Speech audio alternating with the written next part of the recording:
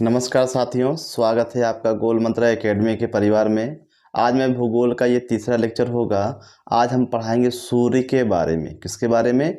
सूर्य के बारे में। सूर्य और इससे साथ साथ क्या है, सौर परिवार के बारे में बताएंगे कि सौर परिवार, इसे सौर मंडल भी कहते हैं। मंडल में क्या होता है? समूह होता है। और परिवार को भी क्या कह सकते हैं? समूह कह सकते हैं। इसलिए हमने यहाँ पे क्या लिख दिया? सौर मंडल की जगह पे सौर परिवार लिख दिया है। अब सौर परिवार जो मिलके बना है, किससे बना है? तो आपको ये ध्यान देना है। तो जो सौर परिवार में जो मुख्य भूमिका किसकी है आपकी? ये सूर्य की है। क्या है? ये सूर्य की भूमिका है। फिर आपको पढ़ना है यहाँ पे 8 ग्रह पढ़ना। क्या पढ़ना है?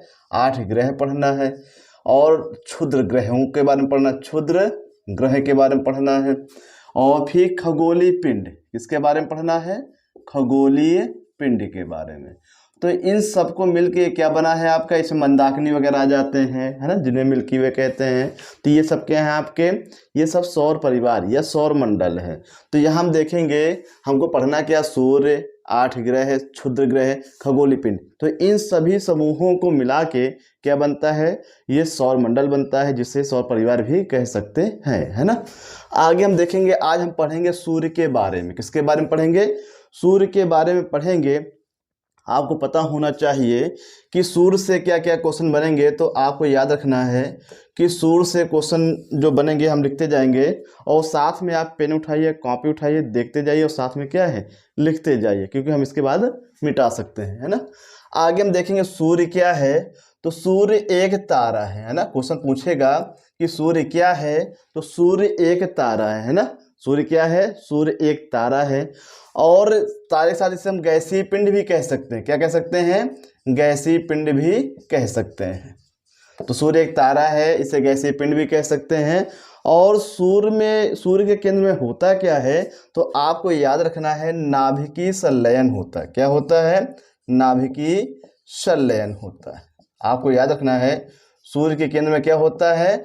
नाभिकीय संलयन होता है। क्या होता है? नाभिकीय संलयन होता है। अब यहाँ पूछेंगे, सूर्य में जो गैसीय पिंड मैंने लिख दिया है, पाया क्या जाता है? ये हाइड्रोजन पाया जाता है। क्या पाया जाता है? हाइड्रोजन पाया जाता है। तो हाइड्रोजन की जो मात्रा है वो लगभग जो है 70.6%। कितने हैं? तो हाइड्रोजन की जो मात्रा है ये 70.6% है। किसमें? सूर्य में। अब देखेंगे हीलियम। तो हीलियम की जो मात्रा है, हीलियम, तो हीलियम की जो मात्रा है इसमें ये लगभग जो है 27.4। कितना? 27.4%। बाकी सब क्या है? शेष में अन्य गैसें आपकी आ जाएंगी, है ना। तो आपको याद रखना है कि सूर्य जो गैसीय पिंड है, तो सबसे ज़्यादा किसकी अधिकता है? तो आपका आंसर क्या होगा? हाइड्रोजन। और दूसरा स्थान किसका है? हीलियम का। और जब हाइड्रोजन हीलियम में परिवर्तित होने लगते हैं, इसी प्रक्रिया को क्या कहते हैं? नाभिकीय संलयन कहते हैं। क्या कहते हैं? नाभिकीय संलयन कहते हैं।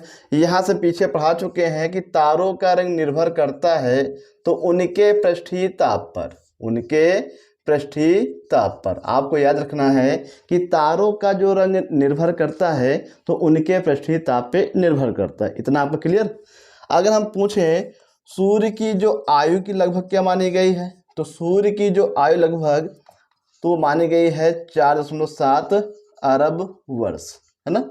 तो ये क्वेश्चन नहीं पूछे जाते हैं, लेकिन फिर भी क्या है, बेसिक है, इनको आपको जानना जरूरी है। तो यहाँ से सबसे ज़्यादा जो पूछा जाता है, नाभिकीय संलयन पूछा जाता है।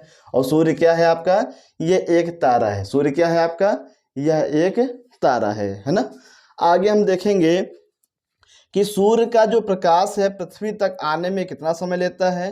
तो आपको याद रखना है, सूर्य का जो प्रकाश है पृथ्वी तक आने में 500 सेकंड समय लेता है। कितना लेता है? 500 सेकंड। इसको हम मिनट में बांटेंगे तो ये आपका आता है 8 मिनट और 20 सेकंड। कितना आता है? 8 मिनट और 20 सेकंड ये आपका आता है ना। ये आपको याद रखना है। तो सूर्य का जो प्रकाश है ये पृथ्वी तक आने में 500 सेकंड का समय लगता है। इसे हम बांटेंगे तो 8 मिनट और क्या है, 20 सेकंड होगा। अगर हम और आगे देखेंगे कि सूर्य क्या अपने अक्ष पे घूमता है, तो सूर्य जो अपने अक्ष पे घूमता है तो आपको याद रखना है कि अक्ष पर, तो अक्ष पर ये घूमता तो है, लेकिन कैसा घूमता है? Anti clockwise. कैसा? Anti clockwise. तो एंटी क्लॉकवाइज को हिंदी में कहते हैं वामावर्त। क्वेश्चन ये आ सकता है कि सूर्य जो है अपने अक्ष पे कैसे घूमता है? वामावर्त दिशा में। कैसे घूमता है? वामावर्त दिशा में। और इसके पीछे वाले लेक्चर में हम पढ़ा चुके हैं कि एक शब्द मैंने पढ़ाया है, ब्रह्मांड वर्ष किसे कहते हैं? ब्रह्मांड वर्ष किसे कहते हैं ना? तो ब्रह्मांड वर्ष किसे कहते हैं ये भी आपको जानना जरूरी है। तो आपको पता है कि जो हमारा जो अंतरिक्ष है, तो यहाँ पे अनेक असंख्य क्या हैं आपके पिंड हैं, उल्का पिंड है ना, और क्या कहते हैं खगोलीय हैं, क्षुद्र ग्रह हैं, बौने ग्रह हैं। तो इन सभी समूहों को क्या कहते हैं? मंदाकिनी कहते हैं। क्या कहते हैं? मंदाकिनी कहते हैं। मंदाकिनी को हम लोग गैलेक्सी भी कहते हैं। क्या कहते हैं? गैलेक्सी कहते हैं। और इसी को क्या कहते हैं? मिल्की वे कहते हैं। क्या कहते हैं? मिल्की वे। चाहे मंदाकिनी कहिए, चाहे गैलेक्सी कहिए, चाहे मिल्की वे कहिए। और इसी को आकाश गंगा भी कहते हैं। इसी को क्या कहते हैं? आकाश गंगा भी कहते हैं। तो आपको याद रखना है कि जो सूर्य जो है पूरी मंदाकिनी का एक चक्कर लगाती है। पूरी जो है सूर्य जो है ये मंदाकिनी का एक पूरा चक्कर लगाता है। और एक चक्कर लगाने में इसे जो समय लगता है आपको याद रखना है 25 करोड़ वर्ष। कितना समय लगता है? 25 करोड़ वर्ष समय लगता है। सोचिए कि कितना समय लगेगा? 25 करोड़ वर्ष समय लगता है मंदाकिनी का एक चक्कर पूरा करने में। और इसी समय को क्या कहते हैं? ब्रह्मांड वर्ष कहते हैं। क्या कहते हैं? ब्रह्मांड वर्ष कहते हैं, है ना? क्या कहते हैं? ब्रह्मांड वर्ष कहते हैं। तो ये आपके मुख्य आपके बिंदु हो गए। फिर से देख लीजिए, सूर्य एक तारा है, इसमें क्या होता है? नाभिकीय संलयन होता है। हाइड्रोजन कितना? 70.6%, हीलियम कितना? 27.4%, और शेष अन्य गैसें हैं। इनकी आयु जो लगभग मानी जाती है 4.7 अरब वर्ष आयु मानी गई है। और सूर्य का जो प्रकाश है पृथ्वी तक आने में कितना समय लेता है? 8 मिनट 20 सेकेंड। और कई बार पेपर में पूछा जाता है कि सूर्य का जो प्रकाश है पृथ्वी तक आने में कितना समय लेता है, तो ऑप्शन में आपको सेकंड में दिया मिलेगा। क्या मिलेगा? सेकंड में। और कितना सेकंड है आपका? 500 सेकंड। कितना है? 500 सेकंड, है ना? अब यहाँ पे अक्ष पर घूमना किसकी बात कर रहा है? सूर्य। तो सूर्य जो है अपने अक्ष पे घूमता है वामावर्त दिशा में। इसे एंटी क्लॉकवाइज कहते हैं। अगर हम देखेंगे ब्रह्मांड वर्ष क्या है, तो कहने का मतलब है सूर्य जो है ये मंदाकिनी का एक चक्कर पूरा करने में, सूर्य जो है मंदाकिनी का एक चक्कर पूरा करने में 25 करोड़ वर्ष का समय लेता है। और इसे ही क्या, इस समय को क्या कहते हैं? ब्रह्मांड वर्ष कहते हैं। क्या कहते हैं? ब्रह्मांड वर्ष कहते हैं। अब इसके बाद हम पढ़ेंगे सूर्य की संरचना के बारे में। किसके बारे में? सूर्य की संरचना के बारे में। तो सूर्य की जो संरचना हम लोग पढ़ेंगे तो उसमें आपको देखना है कि सूर्य की संरचना 6 स्टेप में होती है। कितने स्टेप में होती है? 6 स्टेप में इसमें होती है ना? तो हम देखेंगे सूर्य की संरचना। क्या देखेंगे? सूर्य की संरचना, है ना? तो सूर्य की जो संरचना है ये 6 भागों में हुई है। तो आपके 6 भाग कौन कौन से होते हैं? तो आपको याद रखना है, एक केंद्र हो जाएगा, एक आपका हो जाएगा विकिरण क्षेत्र हो जाएगा। क्या हो जाएगा? विकिरण क्षेत्र हो जाएगा। और तीसरा आपका हो जाएगा संवहनी क्षेत्र। क्या हो जाएगा? संवहनीय क्षेत्र हो जाएगा, है ना? ये आपके 3 क्षेत्र आपको याद रखना है। 3 हम बाद में बता रहे हैं। तो केंद्र हो गया आपका, एक विकिरण क्षेत्र हो गया है, और तीसरा क्या है? संवहनी क्षेत्र हो गया है। अब देखें चौथा क्षेत्र क्या कहलाएगा? तो चौथा क्षेत्र आपका कहलाता फोटोस्फीयर। यहीं से क्वेश्चन आपके पूछे जाते हैं, फोटोस्फीयर। और फोटोस्फीयर को ही क्या कहते हैं? प्रकाश मंडल कहते हैं। क्या कहते हैं? प्रकाश मंडल। आपको याद रखना है कि फोटोस्फीयर का जो दूसरा नाम क्या है? प्रकाश मंडल है। और यहीं से बहुत सारे क्या है? क्वेश्चन पूछे जाते हैं ना। अब देखेंगे चौथा क्षेत्र क्या है आपका? तो यहाँ पे है आपका वर्ण मंडल। वर्ण मंडल क्या है आपका? वर्ण मंडल। तो चौथा क्षेत्र क्या है आपका? ये वर्ण मंडल है। इसको भी आपको याद रखना है। और इसे क्रोमोस्फीयर भी कहते हैं। इसे क्या कहते हैं? क्रोमोस्फीयर भी कहते हैं। क्या कहते हैं? क्रोमोस्फेयर, है ना। तो वनमंडल है, इसे क्या कहते हैं, क्रोमोस्फेयर कहते हैं। और फिर जो छठा हो जाएगा आपका किरीट, और किरीट को ही कोरोना कहते हैं। क्या कहते हैं, कोरोना, है ना। तो आपको याद रखना है कि जो सूर्य की जो संरचना है इन 6 भागों से मिलकर हुई है। तो पहला आपका केंद्र है, दूसरा आपका विकिरण क्षेत्र है, तीसरा आपका संवहनी क्षेत्र है, चौथा आपका क्या है, क्या कहते हैं, प्रकाश मंडल है। और प्रकाश मंडल को ही क्या कहते हैं, फोटोस्फीयर कहते हैं। क्या कहते हैं, फोटोस्फीयर कहते हैं। पांचवा आपका है वनमंडल, इसे क्रोमोस्फीयर कहते हैं। क्या कहते हैं, क्रोमोस्फीयर कहते हैं। और छठा आपका है किरीट, ये सूर्य ग्रहण के दौरान होता है और इसे कोरोना भी कहते हैं। क्या कहते हैं, कोरोना भी कहते हैं। क्या कहते हैं, कोरोना या किरीट कहते हैं। इसको हम फिगर के माध्यम से पढ़ेंगे, केंद्र, विकिरण क्षेत्र, संवहनी क्षेत्र, फोटोस्फीयर, क्रोमोस्फीयर और किरीट। जैसे हम ये फिगर बनाते हैं, सूर्य का बनाएंगे, तो ये आपका हो गया है केंद्र। क्या हो गया है, केंद्र, है ना। तो केंद्र से आपको ये याद रखना है, यहाँ का जो तापमान है, यहाँ का जो तापमान है आपको याद रखना है 15 मिलियन डिग्री सेल्सियस। कितना होता है, 15 मिलियन डिग्री सेल्सियस होता है। क्वेश्चन ये आ जाएगा कि बताइए कि सूर्य के केंद्र का जो तापमान लगभग कितना होता है, तो 15 मिलियन डिग्री सेल्सियस। कितना होता है, 15 मिलियन डिग्री सेल्सियस। और दूसरा जो आपका घेरा है, तो ये आपका क्या हो जाएगा, ये आपका विकिरण क्षेत्र हो जाएगा। ये क्या कहलाएगा आपका, तो आपको याद रखना है विकिरण क्षेत्र। क्या कहलाएगा, विकिरण क्षेत्र कहलाएगा। और विकिरण क्षेत्र से ही आपकी जो तरंगे निकलती हैं, जैसे हम लोग पढ़े हैं पराबैंगनी किरणें। कितनी पढ़े हैं, पराबैंगनी किरणें, है ना। तो क्वेश्चन ये पूछेगा कि सूर्य से आने वाली पराबैंगनी किरणें सूर्य के किस भाग से आती हैं, ये विकिरण क्षेत्र से आती हैं। किससे आती हैं, विकिरण क्षेत्र से आती हैं।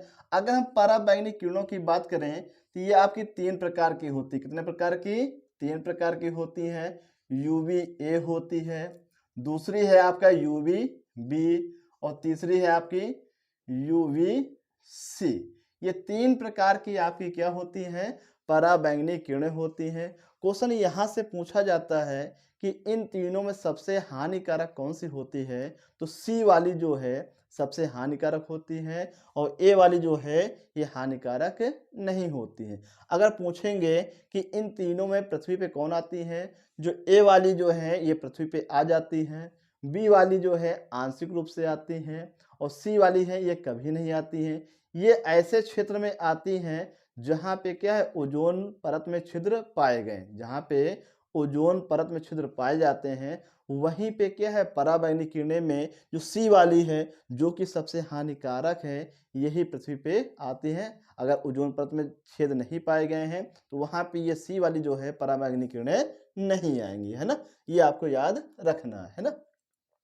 आगे आप देखेंगे, हाँ यहाँ से एक पॉइंट और याद रखिएगा, यहीं पे क्या होता है, नाभिकीय संलयन होता है। क्या होता है, नाभिकीय संलयन। कभी कभी बिल्कुल एकदम गहराई से पूछेगा कि सूर्य के किस भाग में नाभिकीय संलयन होता है, तो आपको याद रखना है उसके केंद्र में, सूर्य के केंद्र में ही क्या होता है, नाभिकीय संलयन होता है। अब देखेंगे तीसरा जो भाग है आपका क्या होगा, तो तीसरा भाग लिखा हुआ है यहाँ पे संवहनीय क्षेत्र। क्या होता है आपका, संवहनीय क्षेत्र, है ना। जो तीसरा जो स्टेप हो जाएगा सूर्य में, ये आपका हो जाएगा संवहनीय क्षेत्र। क्या होगा, संवहनीय क्षेत्र होगा। अब हम देखेंगे चौथा आपका हो जाएगा फोटोस्फीयर। यहां से क्वेश्चन आपके बहुत सारे पूछे जाते हैं, है ना। तो इस एरिया को कहते हैं फोटोस्फीयर। क्या कहते हैं, फोटोस्फीयर कहते हैं। क्वेश्चन ये आता है कि फोटोस्फीयर में किसकी अधिकता होती है, तो ये भी पूछेगा। तो आपको याद रखना फोटान कहाँ पाए जाते हैं, तो फोटान पाए जाते हैं फोटोस्फीयर में पाए जाते हैं। अब ये भी पूछ सकता है कि फोटोस्फीयर की जो ये मोटाई है या फिर चौड़ाई जो है, ये लगभग कितनी होती है, ये लगभग आपकी होती है 300 किलोमीटर। यहाँ पे लिखे दे रहे हैं, फोटोस्फीयर की जो मोटाई होती है ये लगभग कितनी होती है, 300 क्या होती है, ये किलोमीटर आपकी होती है। कितनी होती है, 300 किलोमीटर। तो कितनी होती है इसकी मोटाई? तो लगभग 300 किलोमीटर आपकी होती है ना। अब यहाँ से और क्वेश्चन बनेंगे कि फोटोस्फीयर में जो तापमान कितना होता है। अभी हम लोगों ने पढ़ा केंद्र में 15 मिलियन डिग्री सेल्सियस होता है, लेकिन यहाँ पे कितना होता है? तो आपको याद रखना है, यहाँ पे होता है 5500 डिग्री सेल्सियस से लेके कितना होता है? 6000 डिग्री सेल्सियस तक यहाँ पे तापमान आपका होता है ना। कहाँ पे? ये फोटोस्फीयर में। तो फोटोस्फीयर में किसकी अधिकता होती है? फोटॉन की अधिकता होती है ना। आगे हम देखेंगे फोटोस्फीयर में ही आपको पता होना चाहिए यहाँ पे धब्बे पाए जाते हैं। क्या पाए जाते हैं? ये धब्बे पाए जाते हैं। क्वेश्चन ये भी आता है कि सूर्य के किस भाग में धब्बे पाए जाते हैं? तो जो धब्बे हैं आपके, तो धब्बे पाए जाते हैं आपके कहाँ? ये फोटोस्फीयर में पाए जाते हैं। और धब्बों को ही क्या कहते हैं? सौर कलंक कहते हैं। क्या कहते हैं? सौर कलंक कहते हैं, है ना। तो धब्बों को ही क्या कहा जाता है? ये सौर कलंक कहते हैं। और सौर कलंक के बारे में सबसे पहले जानकारी किसने दी है? गैलीलियो ने दी। किसने दी है? गैलीलियो ने। तो आपको 2 पॉइंट आपको याद रखना है कि जो आपके धब्बे पाए जाते हैं जिन्हें सौर कलंक कहते हैं, सूर्य के किस भाग में पाए जाते हैं? तो आपको याद रखना है कि फोटोस्फीयर में, किसमें? फोटोस्फीयर में ही सौर कलंक पाए जाते हैं। और इनकी जानकारी सबसे पहले गैलीलियो ने दी है। किसने दी है? गैलीलियो ने दी है। अब यहाँ पे हम देखेंगे, तो जैसे ये आपका धब्बा है ना, तो हम बाहर बना लेते हैं। ये आपका धब्बा है, तो इसके केंद्र को अम्बरा कहते हैं। क्या कहते हैं? अम्बरा कहते हैं। तो क्वेश्चन ये आएगा कि जो सौर कलंक का जो केंद्र होगा उसे क्या कहेंगे? अम्बरा कहेंगे। और जो बाहरी सतह, ये क्या हो जाएगा? आपका केंद्र। ये क्या हो जाएगा? आपका केंद्र हो जाएगा। जो बाहरी सतह होगी उसे पेनुम्ब्रा कहेंगे। क्या कहेंगे? पेनुम्ब्रा कहेंगे। ये आपकी क्या होगी? बाहरी सतह, है ना। क्या होगी? बाहरी सतह। तो फिर से सुनिए, फोटोस्फीयर में फोटॉन पाया जाता है। इसकी मोटाई जो है लगभग 300 किलोमीटर होती है। और यहाँ का जो तापमान कितना होता है? 5500 डिग्री सेल्सियस से 6000 डिग्री सेल्सियस तक होता है। और इसी क्षेत्र में जो ये धब्बे हैं, ये क्या है? ये आपके धब्बे हैं। और इन धब्बों को क्या कहते हैं? सौर कलंक कहते हैं। क्या कहते हैं? सौर कलंक कहते हैं, है ना। तो यहाँ पे आपको याद रखना है। अब देखिए एक क्वेश्चन यहाँ से और बनता है कि ये तो धब्बे हो गए, लेकिन जो भाग बच गया है, तो इन भागों को क्या कहेंगे? फैकुला कहेंगे। क्या कहेंगे? फैकुला कहेंगे। क्या कहेंगे? फैकुला कहेंगे, है ना। कई जगह इसमें ग्रेन्यूल वगैरह आपको मिलेगा। क्या मिलेगा? ग्रेन्यूल भी कहीं कहीं मिलेगा। इसे क्या कहते हैं? फैकुला कहेंगे। अब यहाँ का तापमान मैंने बताया है कि 5500 डिग्री सेल्सियस होता है, लेकिन जो सौर धब्बे होते हैं या फिर सौर कलंक होते हैं, तो हम इनकी बात करें, यहाँ का जो तापमान है ना, तो यहाँ का जो तापमान बहुत कम हो जाता है। क्या हो जाता है? बहुत कम हो जाता है। यहाँ का तापमान 1500 डिग्री सेल्सियस हो जाता है। अब देखिए यहाँ पे 5500 है, लेकिन जो धब्बे हैं उनका तापमान कितना हो जाता है? 1500 डिग्री सेल्सियस हो जाता है। तो 1500 डिग्री सेल्सियस आपका ये यहाँ का होता है। तो इस प्रकार से ये फोटोस्फीयर क्या होता है? समाप्त होता है। अब हम देखेंगे जो आपका जो अगला जो एरिया होगा, ये आपका क्या होगा? भैया थोड़ा आप लोग पेन से लिखते जाइएगा, है ना, नहीं थोड़ा मिटाना पड़ेगा। तो अगला है ये आपका क्रोमोस्फीयर। क्या होगा आपका? क्रोमोस्फीयर होगा। और क्रोमोस्फीयर को ही वर्णमंडल कहते हैं। क्या कहते हैं? वर्णमंडल कहते हैं ना। तो क्रोमोस्फीयर को ही क्या कहते हैं? वर्णमंडल कहते हैं। अब क्वेश्चन ये भी पूछा जाता है कि सूर्य में जो सौर ज्वाला उत्पन्न होती है, ये किस भाग में उत्पन्न होती है? तो आपको याद रखना है क्रोमोस्फीयर में। तो यहाँ से क्या है? सौर ज्वाला आपकी उत्पन्न होती है। क्या? सौर ज्वाला, है ना। तो सौर ज्वाला जो उत्पन्न होती है, ये आपकी क्या है? क्रोमोस्फीयर्स में उत्पन्न होती है। अब इसके बाद जो लास्ट जो पोजीशन है उसे हम लोग कोरोना या क्रेट कहते हैं। ये सूर्य ग्रहण के दौरान, यानी कि ग्रहण जब लगते हैं तो उस समय होती है। तो ये आपका होता है कोरोना, है ना, महामारी नहीं, कोरोना। इसे क्रेट कहते हैं। क्या कहते हैं? क्रेट। आप आगे हम पढ़ाएंगे कि सूर्य ग्रहण के दौरान जो किरणें क्या है पृथ्वी पे आती हैं, तो उन किरणों को क्या कहते हैं? सूर्य किरीट कहते हैं। क्या कहते हैं? सूर्य किरीट कहते हैं। ये चीज आपको याद रखना है।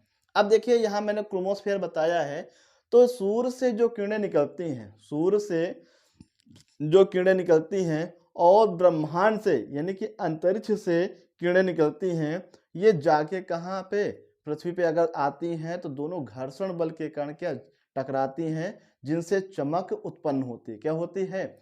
चमक उत्पन्न होती है। और इन चमक को केवल हम ध्रुवों पर ही देख सकते हैं। इन चमक को हम कहाँ देख सकते हैं? ध्रुवों पर ही देख सकते हैं। फिर से सुनिए, बहुत ही इंपॉर्टेंट है कि आप अंतरिक्ष से जो किरणें आएंगे और सूर्य से जो किरणें आएंगी, ये जब पृथ्वी पे आएंगी तो घर्षण बल के कारण के आपस में टकराएंगी, है ना। अंतरिक्ष की किरणें और सूर्य की किरणें आपस में टकराएंगी और इनसे चमक उत्पन्न होगी। और इन चमक को क्या कहते हैं? इन चमक को कहते हैं अरोरा कहते हैं। क्या कहते हैं? अरोरा कहते हैं ना।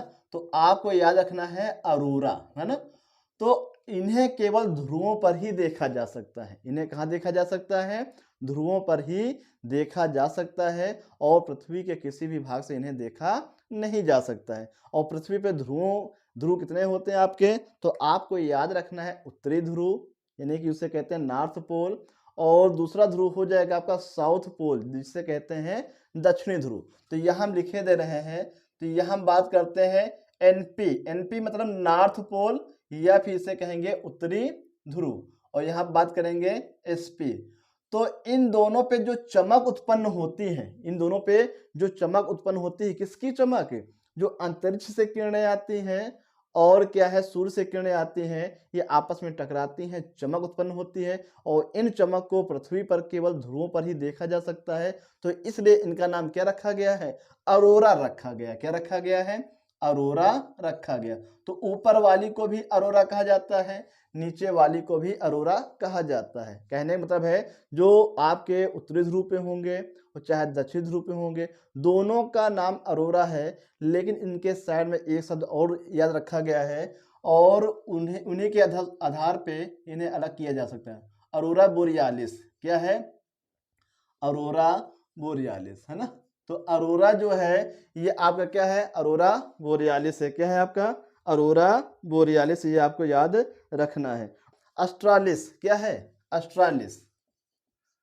अस्ट्रालिस, है ना। तो ये चीजें आपको याद रखना है कि जो चमक उत्तरी गोलार्ध में उत्तरी ध्रुव पे होता है उसे अरोरा बोरियालिस कहते हैं, और जो दक्षिणी ध्रुव पे होते हैं उन्हें क्या कहते हैं? अरोरा ऑस्ट्रालिस कहते हैं। क्या कहते हैं? ऑस्ट्रालिस। अरोरा ऑस्ट्रालिस ये कहा जाता है इसका, है ना। तो इस प्रकार से ये आपका सूर्य का जो टॉपिक है कंप्लीट होता है। तो आपसे फिर कहेंगे, इसको आप देखेंगे, अगर स्किप करेंगे, बढ़ा के देखेंगे तो समझ में नहीं आएगा। इसको अगर समझना है अच्छे से तो 2 बार कम से कम वीडियो देखना है, और तीसरी बार जाके इसके नोट्स बनाएंगे तो बहुत ही अच्छा लगेगा, और जो सूर्य के बारे में है आप अच्छी तरह से समझ जाएंगे, है ना। अब देखिए इसमें एक चीज़ और पूछ लें कि जैसे हम सूर्य का व्यास कितना माना गया है, तो सूर्य का जो व्यास है ये माना गया है 13,92,000, है ना। तो 13,92,000 जो 92,000 है ये सूर्य का व्यास माना गया है ना। 13,92,000 ये सूर्य का व्यास माना गया है, और इस प्रकार से ये आपका टॉपिक समाप्त होता है। तो इसको आप अच्छे से देखिएगा, और क्या कहते हैं, आपकी मैथ की भी क्लास इसमें स्टार्ट हो गई है। आप क्या है, चैनल को अधिक से अधिक क्या सब्सक्राइब करवाएं अपने दोस्तों के द्वारा। और इसके बाद जो हम क्वेश्चन पूछेंगे कि आज का जो क्वेश्चन है कि संयुक्त राष्ट्र संघ में प्रथम महिला सदस्य कौन थी? संयुक्त राष्ट्र संघ में प्रथम महिला सदस्य कौन थी? और दूसरा क्वेश्चन है आपका कि जो भारत का जो मानक समय है कितने डिग्री देशांतर रेखा को कहा जाता है? भारत का जो मानक समय है ये कितने डिग्री देशांतर रेखा को कहा जाता है, और ये भारत में कितने राज्यों से होकर गुजरी है? तो इसको, इन 2 क्वेश्चन का जवाब जो है आपको कमेंट सेक्शन में लिख के बताना है ना। तो टॉपिक बहुत ही अच्छा है। हम थोड़ा हटेंगे, जो चीज़ें आपको लिखना है तो आप लोग क्या है इसको स्क्रीनशॉट करके लिख सकते हैं, और इसको जरा सा स्किप करेंगे तो आपको क्या है समझ में कम आएगा, है ना। तो वीडियो आपका कैसा लगा है कमेंट सेक्शन में लिख के बताएंगे, है ना। धन्यवाद। जय हिंद।